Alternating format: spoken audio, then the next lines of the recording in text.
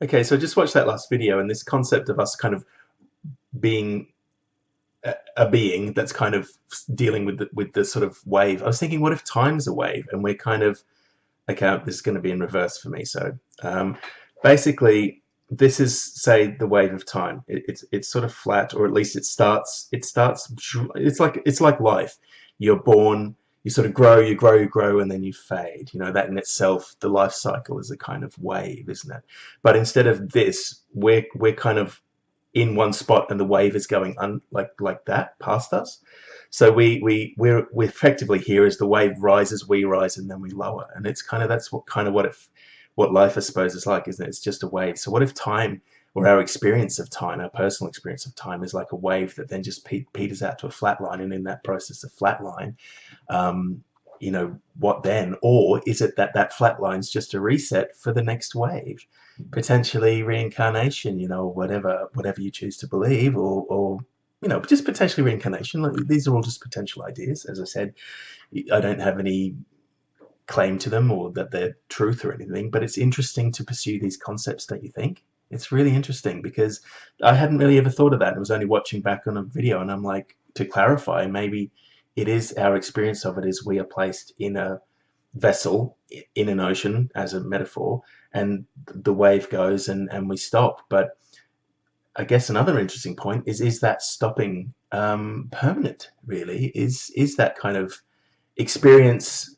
So maybe over a certain line, anything above that is experienced by us. But as if the thing goes a bit below that, then that's it. That's our experience gone. But who's to say that potentially our experience isn't just a temporary thing when we die, and then another wave comes along and we are born into another body and we do all of that sort of thing. It's quite interesting conceptually, I think. If you guys have any like interesting, I just had the most incredible Facebook conversation. On the little Facebook chat panel that comes up when you're on Facebook, which is hilarious because as you're typing, often the other person is responding to something you've previously typed. So we had this like hilarious conversation about ...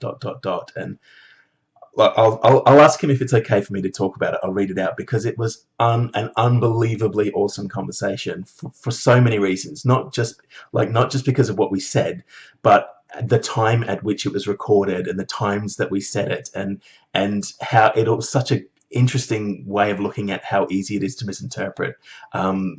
Especially if there's a delay to what someone's saying. Everyone knows what it's like in the old days when you used to call up on STD on a STD, which is like, well, certainly in Australia, that's the way that you would call people overseas. It wasn't a disease or anything. It was overseas, not a disease, all right?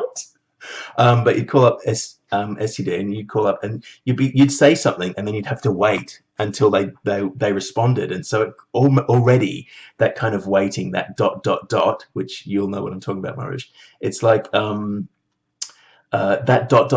can lead to confusion. In Facebook, when someone's chatting, a little balloon pops up and it's ... and the little dots do a little wave. Oh my God, it's trippy.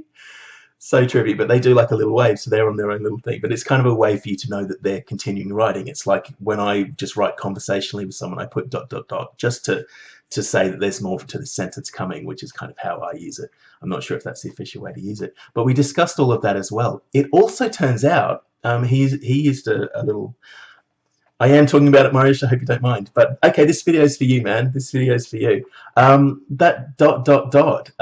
concept was then when you put the dash. Like when I realized that ... I looked it up in Morse code because I'm interested in Morse code and I can never remember it. I looked it up and it said that ... is S, which is kind of the first letter of my name, obviously. So that was kind of trippy. But then Marius responded with something which had dash. Which again, he explained the technical way that that's used, or you explained. Sorry, Marish, this is weird. I'm getting confused about.